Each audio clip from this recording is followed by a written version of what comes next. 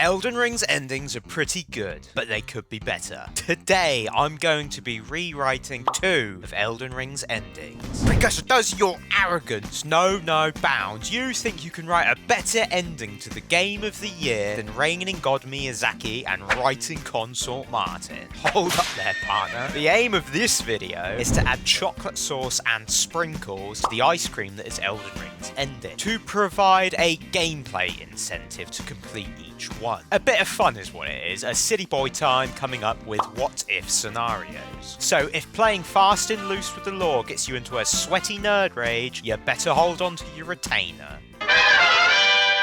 The default ending in From Software games rarely resolves the issues you are presented with throughout your journey. The Age of Fracture just tricks you into thinking everything is peachy because you get to play it being a lord. However, the cycle continues. The greater will is likely to return and everyone is still immortal. This is the most mundane ending, Dark Souls 2 reference, and I'm going to make it reflect that. So, in Precursor's Elden Ring Director's Cut Deluxe Edition, you roll up to the Erd Tree, you defeat Radagon, the Elden Beast grabs you and does some weird not suitable for work cosmic tentacle stuff to you and uses your great runes to attempt to mend itself. Basically, the Elden Beast is like, tin great runes, what a drink. And he goes, this is effectively the Bloodborne ending where you choose to fight Gehrman without the cords. You can't rush through the game and defeat the cosmic entity without putting some extra work in, right? No Elden Beast fight today. Some players will see this as an absolute win. The game ends with your character imprisoned in the Erd Tree next to Queen Marika in that crucified stance. As the pair of you sing, always look on the bright side of life.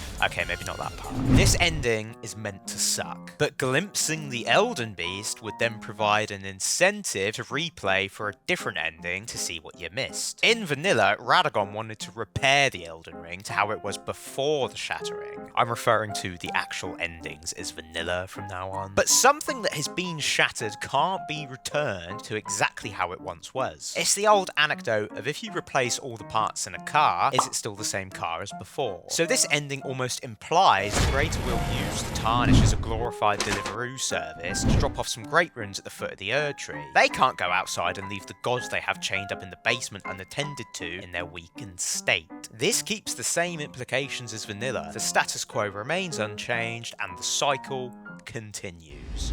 How could you possibly improve the nihilistic ending? It's straightforward, simple, uniform. But you'd think burning the world to the ground would encounter a little more resistance than it did in vanilla. I mean, I get it. Burning the world to the ground is a good shout. I want to watch this now. But I want this ending to reflect you taking an incredibly extreme option. So, it's business as usual. We slap Radagon's thick boy cake, except the second phase cutscene plays out a little different. Precursor, this is just the vanilla ending so far.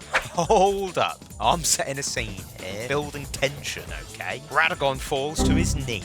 However, he finds a grim resolve as he stands back up. Queen Marika reassumes control. We then battle Queen Marika as Phase 2. And as she reaches half health, she takes a knee. It's like a football match in 2020 out here. She takes a knee, the music climaxes, she winds up an AoE that rhymes and explodes in the rays of gold, entering a third phase where Marika and Radagon work harmoniously to stop you.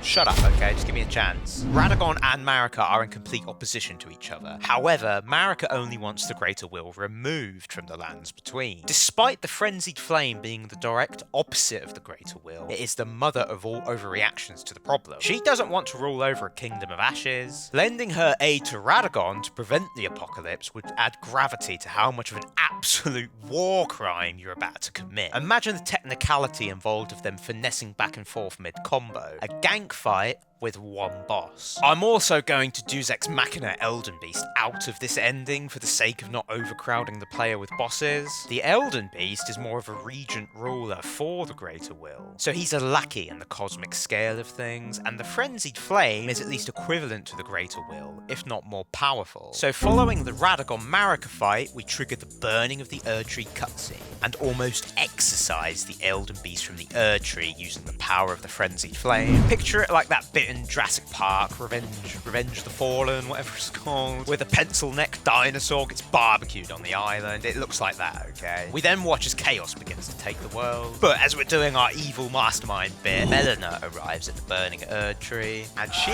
is pissed. She holds her hand out, sucking the sucking the seed out of you. Cut that out. Sucking the steed whistle into her palm. The frenzied flame ending then concludes with battling Melina inside the burning Erd tree. If you chose this ending to save Melina, it's ever more tragic. Phase 1 is just like how Melina fights as a summon. However, she incorporates Torrent into her moveset, switching back and forth between mounted and unmounted combat. But Phase 2 is where you're going to get that tingly feeling, okay? Of course, she takes a knee. It's just how these transitions are, okay? It's not my fault. And then she does her little speech about delivering destined death and calls you a wanker for inheriting the flame. And then she opens her eye and unleashes her full potential as the glow-eyed queen. It's black flame versus frenzied flame at the end of the world.